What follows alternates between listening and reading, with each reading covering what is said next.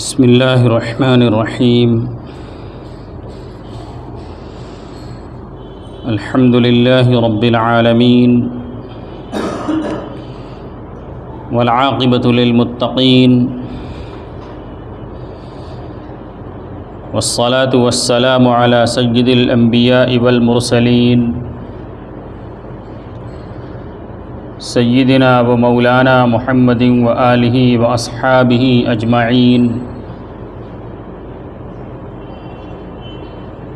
अम्मा बअद फ़अऊज़ु बिल्लाहि मिनश शैतानिर रजीम। बिस्मिल्लाहिर रहमानिर रहीम। वजअलना मिनल माइ कुल्ल शैइन हय्य। वक़ाल तबारक व तआला इन्नल मुबद्दिरीन कानू इख़वानश शयातीन। सदक़ल्लाहुल अज़ीम।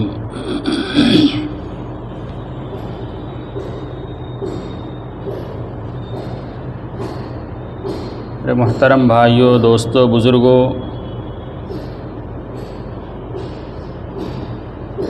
अल्लाह तबारक व तआला ने इस कायनात के अंदर जितनी भी चीज़ें पैदा फरमाई हैं, उन तमाम चीज़ों के लिए अल्लाह तबारक व तआला ने एक निज़ाम मुतय्यन किया है और उसके कुछ काम हैं जिसके नतीजे में उसके कुछ फ़वाइद और समरात हैं। अल्लाह तबारक व तआला ने इस इंसान के अलावा दुनिया के अंदर जो भी मखलूक पैदा फरमाई है,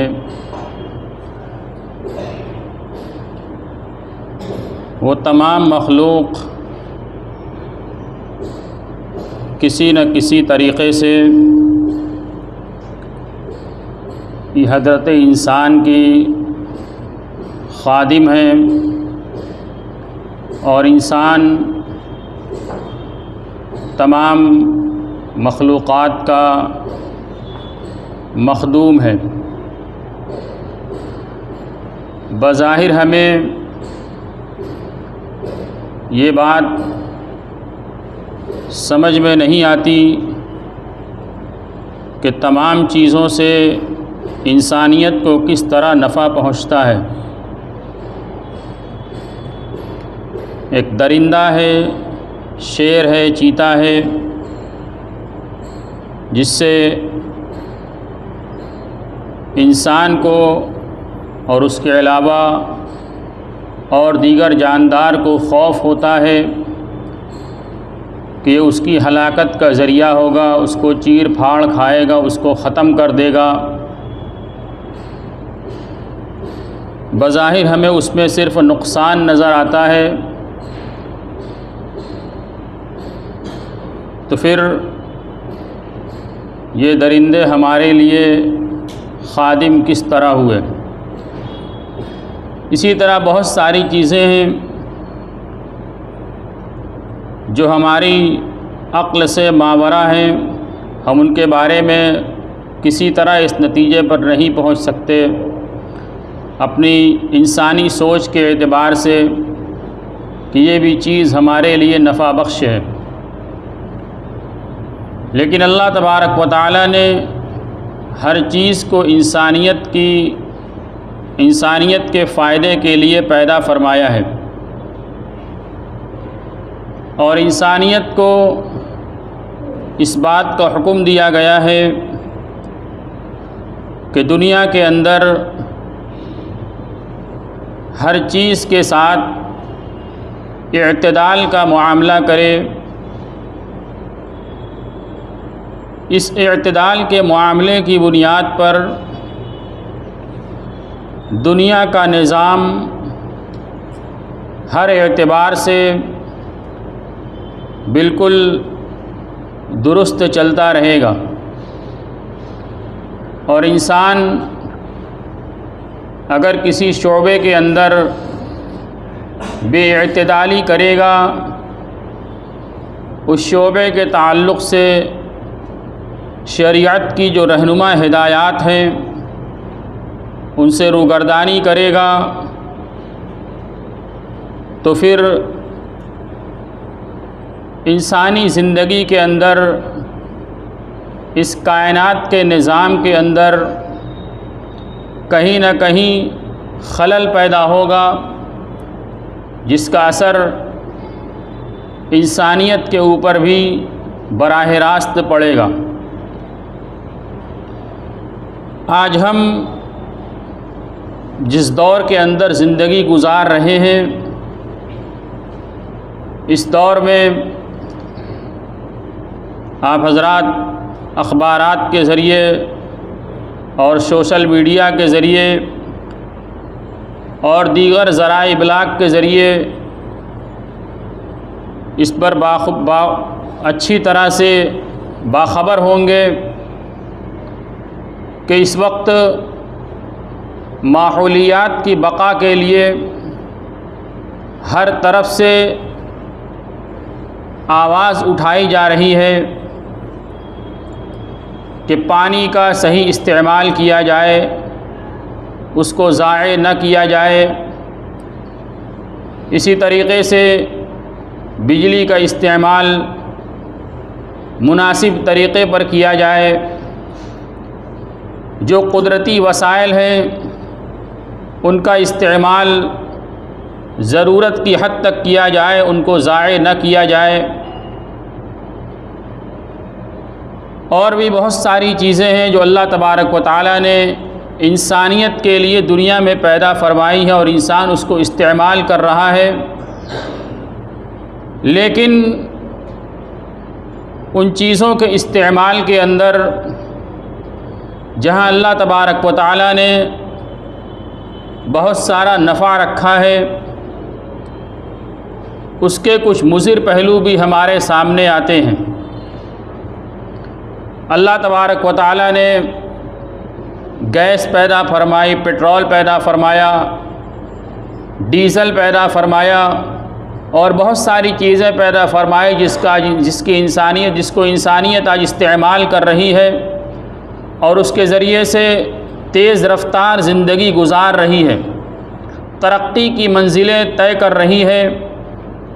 लेकिन इसका मुज़िर पहलू आज ये सामने आ रहा है कि माहौलियात मुतासिर हो रही है। फ़िज़ा के अंदर जो हवा है, जो ऑक्सीजन है, उसका मेयार कसाफ़त के एतबार से इस हद तक गिरता चला जा रहा है कि बाज़ दफ़ा सांस लेना इंसानों के लिए मुश्किल हो जाता है, जिसको आज की ज़बान के अंदर कहा जाता है कि जहरीली हवा बिल्कुल हो गई है। और भी दीगर चीज़ें हैं। एक तरफ जहाँ ये सारी चीज़ें तरक्की के लिए इस्तेमाल की जा रही हैं, वहीं इसके मुज़िर असरात भी हैं। अल्लाह तबारक व तआला ने हम सब को जो दीन इस्लाम अता फ़रमाया है, दीन इस्लाम एक ऐसा दीन है जो फ़ितरत के तकाज़े के ऐन मुताबिक है और जोग्राफ़ियाई हुदूद और ज़माने की क़यूद से बिल्कुल आज़ाद है, जिसको आप सुनते हैं कि ये दीन जनाब रसूलुल्लाह सल्लल्लाहु अलैहि वसल्लम लेकर दुनिया के अंदर आए और अब यही दीन क़यामत तक दुनिया के अंदर बाक़ी रहेगा। लिहाजा जब ये दीन क़यामत तक दुनिया के अंदर रहना है तो इसके अंदर ऐसी हिदायत भी मौजूद होंगी कि इंसान इस दुनियावी माहौल के अंदर दुनिया की चीज़ों को किस तरीक़े से इस्तेमाल करे कि ये चीज़ उसके लिए नफ़ा बख्श बने। कुरान पाक के अंदर अल्लाह तबारक व तआला ने एक जगह इरशाद फरमाया है व अम्मा मा यनफ़उन्नास फ़यमकुसु फ़िल अर्द, कि जो चीज़ लोगों को नफ़ा पहुँचाती है वो रुए ज़मीन के ऊपर बाक़ी रहती है। ये सारी चीज़ें इंसानियत को नफ़ा पहुँचा रही हैं, लेकिन कहीं ना कहीं इसका मुज़िर पहलू भी सामने आ रहा है। इसी तरीक़े से माहौलियात के अंदर आज शजरकारी है, दरख्त लगाना। ये दरख्त इंसानों की सेहत के लिए इंतहाई ज़रूरी चीज़ है। इसके लिए इस्लाम के अंदर रहनुमा हिदायत मौजूद हैं। रसूलुल्लाह सल्लल्लाहु अलैहि वसल्लम ने ऐसी तालीमात दी हैं कि इंसान इस तरह ज़िंदगी गुजारे कि उसके काम के नतीजे में जो चीज़ वजूद में आए वो लोगों के लिए किसी तरह नुकसानदेह ना हो। चुनांचे दुनिया में ज़िंदगी गुजारने के लिए दो उसूल मुतय्यन किए गए हैं, ला ज़रर वला ज़िरार, कि हम ऐसी ज़िंदगी गुजारें कि हमारी ज़ात से, हमारे किसी अमल से दूसरों को तकलीफ़ न पहुँचे, हमारे किसी अमल से दूसरों को तकलीफ़ न पहुँचे। अल्लाह तबारक व तआला ने दुनिया के अंदर जो चीज़ों को पैदा फरमाया, जैसा कि मैंने शुरू में कहा कि ये सारी चीज़ें इंसानियत की खादिम हैं। रसूलुल्लाह सल्लल्लाहु अलैहि वसल्लम ने ये तालीमात दी हैं कि इंसान अपनी क़ज़ाए हाजत ऐसी जगह पर करे जहाँ किसी को किसी तरह से तकलीफ़ न पहुँचे। चुनांचे आपने फरमाया कि रास्ते के अंदर गंदगी न की जाए, किसी दरख्त के साए के अंदर गंदगी न की जाए, किसी ठहरने की जगह पर गंदगी न की जाए। आपने पेशाब करने के मामले में इरशाद फरमाया कि ठहरे हुए पानी के अंदर पेशाब न किया जाए, बल्कि आपने ये भी फरमाया कि बहते हुए पानी के अंदर भी पेशाब न किया जाए। ये तालीमात क्यों आप सल्लल्लाहु अलैहि वसल्लम ने दी? इसलिए कि इस सारे आमाल की बुनियाद पर दूसरों को तकलीफ़ होगी, दूसरों को इन सारे आमाल की बुनियाद पर तकलीफ़ होगी। और इस्लाम की जो हिदायत हैं, जो मैंने आपके सामने अभी कहा कि उसूल जो है कि ला ज़रर वला ज़रार, ऐसी ज़िंदगी गुजारना कि दूसरों को किसी तरीक़े से कोई तकलीफ़ ना पहुँचे, ये हमारा अमल दूसरों के लिए नफ़ा बख्श बने। हम दुनिया के अंदर इस तरह से ज़िंदगी गुजारें कि हम अपनी ज़ात के लिए भी नफ़ा बख्श हों और दूसरों के लिए भी नफ़ा बख्श हों। मुसलमान दुनिया में इसी काम के लिए भेजा गया है। कुंतुम खैर उम्मतिन उखरिजत लिन्नास तअमुरून बिल मारूफ व तनहौन अनिल मुनकर, कि तुम बेहतरीन उम्मत हो, लोगों की नफ़ा रसानी के लिए पैदा किए गए हो। उखरिजत लिन्नास का लफ्ज़ इस्तेमाल किया गया कि तुम्हें निकाला गया है लोगों के नफ़ा के लिए। हम तो दुनिया में लोगों की भलाई के लिए पैदा किए गए, लिहाजा हमारा तर्ज़ ज़िंदगी ऐसा होना चाहिए कि हमारे तर्ज़ ज़िंदगी से दूसरे लोग नसीहत हासिल करें। हम हर वो काम करें जो दूसरों के लिए निशान राह बने, दूसरों के लिए उसके अंदर मुतासिर होने की सलाहियत उस काम के ज़रिए से कि मुसलमान कैसी ज़िंदगी गुजारते हैं। चुनांचे रसूलुल्लाह सल्लल्लाहु अलैहि वसल्लम ने छोटी छोटी तालीमात दी हैं। आपने माहौलियात की हिफाजत के लिए मुस्तकिल तालीम दी। आपने दरख्त लगाने की तलकीन की है। दरख्त लगाना बज़ाहिर हमें समझ में आता है कि दरख्त लगाने से हमारा उसके इबादत का उसके अंदर क्या पहलू है। इबादत का पहलू यही है कि दरख्त लगाने से इंसानियत की ज़िंदगी के अंदर सुधार होगा, उसको अच्छी फ़िज़ा मुहैया होगी, उसके लिए ऑक्सीजन का सामान मुहैया होगा। अल्लाह तबारक व तआला ने दुनिया के अंदर जो सारी चीज़ें पैदा फरमाई हैं, कुदरती वसाइल पैदा फरमाए, जिसके मुज़िर असरात अभी मैंने आपके सामने ज़िक्र किए, जो कुदरती गैस वगैरह हैं। एक तरफ तो अल्लाह तबारक व तआला ने ये सारी चीज़ें पैदा फरमाई, दूसरी तरफ अल्लाह तबारक व तआला ने इनके जो मुज़िर असरात उसको ख़त्म करने का ज़रिया भी दुनिया में पैदा फरमाया है। अल्लाह तबारक व तआला ने समंदर के पानी को खारा बनाया है। उस पानी को खारा क्यों रखा गया, उसके अंदर क्या हिकमत है? सारी गंदगियाँ दरियाओं के रास्ते से कहाँ पहुँचती हैं? समंदर के अंदर पहुँचती है। उसका जो खारापन होता है वो सारी गंदगियों को ख़त्म कर देता है। अल्लाह तबारक व तआला ने उसको खारा बनाया, वो सारी गंदगी को ख़त्म कर देता है। इसी तरीके से अल्लाह तबारक व तआला ने मिट्टी के अंदर इस बात की सलाहियत रखी है कि उसके अंदर अगर गंदगी को दफन किया जाएगा तो एक ज़माना गुजरने के बाद वो गंदगी उसके अंदर से ख़त्म हो जाएगी। चुनांचे इस्लाम के अंदर मुर्दों को दफन करने का हुक्म दिया गया कि मुर्दे को ज़मीन में दफन कर दो, और एक मुद्दत के बाद वो मुर्दा ज़मीन में ख़त्म होकर वो मिट्टी का हिस्सा बन जाता है। और सिर्फ यही नहीं बल्कि कुरान पाक के अंदर जहाँ पर हाबिल और काबिल का तज़किरा है वहाँ पर कौवे को दफन करने के बारे में बयान किया गया। इससे हमें तालीम मिलती है कि इंसान के अलावा कोई भी मुर्दा मर जाए उसको मिट्टी के अंदर दफन कर दिया जाए। इससे क्या होगा, दुनिया के अंदर ताफ़ुन नहीं फैलेगा, दुनिया के अंदर बदबू नहीं फैलेगी, लोगों की सेहत के साथ खिलवाड़ नहीं होगा, माहौल इससे मुतासिर नहीं होगा। हत्ता कि रसूलुल्लाह सल्लल्लाहु अलैहि वसल्लम ने यहाँ तक बयान फरमाया है कि खून को भी मिट्टी के अंदर दफन कर दिया जाए, इसलिए कि वो भी जब सड़ेगा तो उससे भी बदबू होगी और ये इंसानियत के लिए मुज़िर होगा। और फ़ुक़हा ने तो यहाँ तक मसला लिखा है कि हर ऐसी चीज़ जिससे इंसानियत मुतासिर हो उसको दफन किया जाए। हत्ता कि ये भी फरमाया है कि औरत जो महीने का कपड़ा इस्तेमाल करती है माहवारी के दरमियान, उस कपड़े को भी ऐसे ही फेंका ना जाए बल्कि उसको भी मिट्टी के अंदर दफन कर दिया जाए। ये तालीमात आप सल्लल्लाहु अलैहि वसल्लम ने क्यों दी, और अल्लाह तबारक व तआला ने इस्लाम के अंदर इस तरीके से चीज़ें क्यों रखी कि मिट्टी मुर्दे के अंदर दफन कर दिया, मुर्दे को मिट्टी में दफन कर दिया जाए। और इसी तरीके से समंदर के पानी को खारा रखा।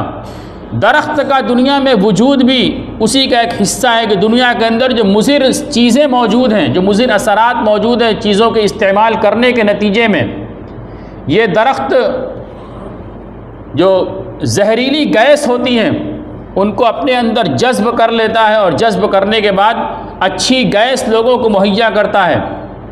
कार्बन डाइऑक्साइड को जज्ब करने के बाद ऑक्सीजन लोगों को फराहम करता है कि उनको अच्छी हवा मिले। रसूलुल्लाह सल्लल्लाहु अलैहि वसल्लम ने दरख्त लगाने के बारे में तालीम दी कि जो इंसान कोई दरख्त लगाएगा, चुनांचे उस दरख्त से कोई इंसान, कोई चरिंद, कोई परिंद, कोई जानदार फ़ायदा उठाएगा तो वो उसके लिए सदक़े जारिया होगा। एक हदीस के अंदर रसूलुल्लाह सल्लल्लाहु अलैहि वसल्लम ने इरशाद फरमाया कि अगर किसी के हाथ के अंदर दरख्त हो और क़यामत कायम होने वाली हो, यानी सूर फूंका जा रहा हो, क़यामत का मंज़र सामने पेश आ रहा हो, और उसको इतना मौका हो कि उस दरख्त को वहाँ पर वो लगा सकता हो, तो फरमाया कि वो दरख्त को ज़रूर लगा दे, दरख्त को ज़मीन के अंदर लगा दे। क्यों लगा दे? ताकि उसके बाद जो लोग होंगे, यहाँ क़यामत से मुराद कि उसकी मौत का वक्त उसको सामने नज़र आ रहा हो, लेकिन इतना मौका हो कि वो दरख्त लगा सकता हो तो ज़रूर लगा दें। क्यों? ताकि बाद में आने वाले लोग उस दरख्त के ज़रिए से फ़ायदा उठाएं, लोग उसके ज़रिए से नफ़ा उठाएं, इसकी ज़ात से लोगों को नफ़ा पहुँचे। इसी तरीके से अल्लाह तबारक व तआला ने एक निज़ाम बनाया है फ़िज़ा के अंदर, जो सूरज निकलता है और उसकी किरणें ज़मीन तक पहुँचती हैं। अल्लाह तबारक व तआला ने सूरज और दुनिया के दरमियान एक परत रखी है, ओज़ोन की परत जिसको कहा जाता है। सूरज की शुआ उसके अंदर से छन कर ज़मीन तक पहुँचती है, उसके जो मुज़िर असरात है वो सब ख़त्म हो जाते हैं और ज़मीन तक इतने मिक़दार में पहुँचती है कि जो इंसानियत को उसके ज़रिए से नुकसान न पहुँचे। ये अल्लाह तबारक व तआला ने निज़ाम बनाया है, समंदर के ज़रिए से, मिट्टी के ज़रिए से, दरख्त के ज़रिए से, ओज़ोन की परत के ज़रिए से इंसानियत की हिफाजत फरमाई है। इसी तरीके से अल्लाह तबारक व तआला ने कुरान पाक के अंदर इरशाद फरमाया कि हमने दुनिया में हर जानदार को पानी के ज़रिए से पैदा फरमाया है, दुनिया में हर जानदार को पानी से पैदा फरमाया है। और पानी अल्लाह तबारक व तआला की एक इंतहाई कीमती नेमत है, पानी इंतहाई कीमती नेमत है, और अल्लाह तबारक व तआला ने उसको इंतहाई आम कर रखा है, हर आदमी तक वो मुहैया हो जाती है। इलाक़े के एतबार से अल्लाह तबारक व तआला ने हम सब को जिस इलाक़े के अंदर पैदा फरमाया है, जिस खित्ते के अंदर पैदा फरमाया है, पानी के हवाले से मैं अल्लाह तबारक व तआला का कितना शुक्र अदा करना चाहिए उसकी कोई इंतहा नहीं है। हद दर्जा शुक्रगुजारी करनी चाहिए कि अल्लाह तबारक व तआला ने हमें ऐसे इलाक़े में पैदा फरमाया जहाँ पानी की कोई क़िल्लत नहीं है। वरना आप अपने हिंदुस्तान के दूसरे खित्तों को उठाकर देख लीजिए जहाँ पर पानी की कितनी क़िल्लत है। अभी इसी गर्मी के ज़माने में आप हज़रात मुत्तला होंगे, बाखबर होंगे, बेंगलोर के अंदर पानी की कितनी क़िल्लत हुई। गहरी गहरी जो बोरिंग थी और ट्यूबवेल था, बोरवेल था, सारा सूख गया, पानी के लिए लोग तरस गए। हत्ता कि गवर्नमेंट ने वहाँ पर पानी को ज़ाय करने के ऊपर 5,000 से लेकर 50,000 तक का जुर्माना आयद किया। महाराष्ट्र के अंदर पानी का ये हाल हुआ कि औरतें कई कई किलोमीटर तक सफ़र करके पानी पीने का पानी मुहैया करती थी, लेकिन हमारे यहाँ अल्लाह तबारक व तआला ने पानी हमें अपने घर के अंदर अता फ़रमाया है। पूरे साल के किसी भी महीने के अंदर यहाँ पर पानी की क़िल्लत नहीं होती है। तो हमें अल्लाह तबारक व तआला की इस नेमत को भी अल्लाह की नेमत समझकर इस्तेमाल करना है कि इस नेमत के बारे में भी हमसे पूछ होगी। रसूलुल्लाह सल्लल्लाहु अलैहि वसल्लम ने पानी के बारे में भी तालीम दी कि पानी को भी मुनासिब अंदाज में इस्तेमाल करो। और आपने फरमाया कि अगरचे तुम दरिया के किनारे पर बैठकर पानी को इस्तेमाल करो तब भी पानी को ज़ाय मत करो। हमारा क्या हाल है पानी के ताल्लुक़ से? नहाने के लिए गुस्लखाने में घुस गए तो डोटी खुली हुई है, पानी बह रहा है। 2-4 बाल्टी में नहाने से तो हमें कुछ पता ही नहीं चलता जब तक 25-50 बाल्टी पानी नल के अंदर ना बह जाए। डोटी खुली है, पानी बह रहा है, वज़ू खाने पर बैठ के वज़ू कर रहे हैं, छरछर पानी बह रहा है। हमारे जहन में भी ये नहीं जाता कि ये अल्लाह तबारक व तआला की ज़बरदस्त नेमत है। हर नेमत के बारे में अल्लाह तबारक व तआला से पूछ होगी। और हम जो पानी को इस तरीके से इस्तेमाल कर रहे हैं ये फ़ुज़ूल ख़र्ची के दायरे के अंदर दाखिल है। और फ़ुज़ूल ख़र्ची के तरीके से इस्तेमाल करना ये मुस्तकिल गुनाह है। मैंने शुरू में आयत पढ़ी थी, इन्नल मुबज़्ज़िरीन कानू इख़वान शयातीन, फ़ुज़ूल ख़र्ची करने वाले शैतान के भाई। अल्लाह तबारक व तआला ने शैतानों की सफ़ में उनको खड़ा किया है। तो मेरे भाइयों, दोस्तों, बुज़ुर्गों, अल्लाह तबारक व तआला ने दुनिया के अंदर माहौलियात के ताल्लुक़ से जो चीज़ें पैदा फरमाई हैं वो इस्लाम के तालीमात के अंदर मौजूद हैं और मुसलमानों को इसका हुक्म दिया गया है। चुनांचे शजरकारी की तालीम भी दी गई है। सहाबे किराम की ज़िंदगियों के अंदर मुस्तकिल ये चीज़ मिलती है कि वो अपने घर के अंदर, अपने इलाक़ों के अंदर शजरकारी किया करते थे। आज जिस माहौल के अंदर हम ज़िंदगी गुजार रहे हैं यहाँ दरख्तों को इंतहाई बेदर्दी के साथ काटा जा रहा है और जो हालात दिगरगू होते चले जा रहे हैं हर गुज़रते साल के साथ, ये उसी का नतीजा है कि माहौलियात जो मुतासिर हो रहा है, दरख्त को काटा जा रहा है। हम मुसलमान हैं, मुसलमान होने के ताल्लुक़ से हमारी भी ये ज़िम्मेदारी है कि हम इसके अंदर हिस्सा डालें और अपने वतन की, अपने शहर के, अपने घर की हिफाजत करें, माहौलियात के वहाँ को दुरुस्त करने की कोशिश करें। हम जितना कर सकते उतना करें, अपने घर के अंदर कुछ शजरकारी करें। इस्लाम की तालीम समझ करके रसूलुल्लाह सल्लल्लाहु अलैहि वसल्लम की तालीम है। हमारे घर की हवा दुरुस्त होगी, हमारे लिए वो सेहतमंदों की सेहत अफजा होगी। इसी तरीके से हमारे इलाके के अंदर जो खुली जगहें हैं उन खुली जगहों के अंदर शजरकारी की मेहनत करें। हमारे यहाँ कब्रिस्तान आबाई होते हैं, अपने कब्रिस्तानों के अंदर शजरकारी करें।